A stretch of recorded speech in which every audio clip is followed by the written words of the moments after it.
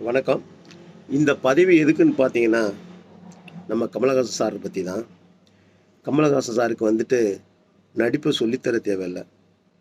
சிவாஜிக்கு அப்புறம் கமலஹாசன் சார் தான் இன்னைக்கு நடிப்பு துறையில மிக மகான்னு சொல்லலாம். அது மாரி இருக்கிறப்போ, மேடையில சிவராஜ்குமார வச்சுக்கிட்டு, அ அவரு தமிழ்ல இருந்து தான் கன்னடா வந்துச்சு அப்படின்னு சொல்லிட்டு பேசிட்டாரு. அது சிவராஜ்குமார் மூஞ்சி பார்க்கும்போது ரொம்ப வருத்தத்தோட உட்காந்துருந்த மாரி இருந்துச்சு. ஏன்னா, தமிழ்ல கூட தமிழ உயர்த்தி இதுவரைக்கும் எந்த சாங்கும் வந்ததில்ல. ஆனா கன்னடாவுல ராஜ்குமார் ஒரு பாட்டு பாடியிருப்பாரு. கன்னடத்துல எவ்வளோ பேர் இருக்கிறாங்க, கன்னடக்காரருக்கு அ தூக்கி வைக்கிற அளவுக்கு மதிப்பா ஒரு சாங் பாடியிருப்பாரு. "ಹುಟ್ಟಿದರೆ கன்னಡದ மண்ணில் ಹುಟ್ಟಬೇಕು" அப்படின்ற ஒரு சாங் ஒண்ணு வரும். அந்த சாங்க என்ன மாதிரி எடுத்திருக்காங்க தெரியுங்களா? அப்பன்னா கன்னடாவுல எந்த அளவுக்கு அவங்க மதிக்கிறாங்கன்றது, அவங்க குடும்பம் மதிக்கிறாங்கன்றது கமலஹாசன் சாருக்கு தெரியும். அவங்க குடும்பத்திலே இருந்திருக்காரு, போயிருக்காரு, வந்திருக்காரு. அப்படின்னும்போது அவங்கவங்க பாஷை அவங்கவங்களுக்கு ஒசியாவே இருந்துட்டு போகட்டும். நம்ம ஏன் வந்து இதுலேருந்து அங்கே போகுது, அதுலேருந்து இங்கே வருதுன்னு நம்ம சொல்லுவானே. பட் அது சொல்லாம இருந்திருந்தாக்கா பட் நல்லாவே இருந்திருக்கும் அப்படின்ற மாரி எனக்கு தோணுது.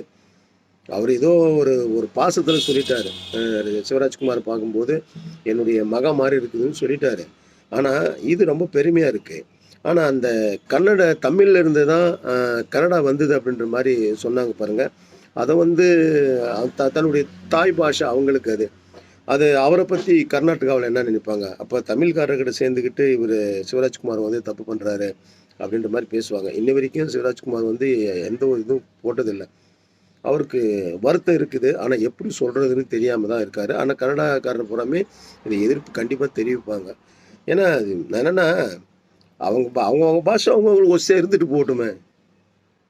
புரியுதா? அவங்கவங்க பாஷை தமிழ் நம்மளுக்கு ஒஸ்தி, கன்னடா அவங்களுக்கு ஒஸ்தி, தெலுங்கு அவங்களுக்கு ஒஸ்தி, மலையாளம் அவங்களுக்கு ஒஸ்தி. அப்படி இருந்துட்டு போகட்டுமே!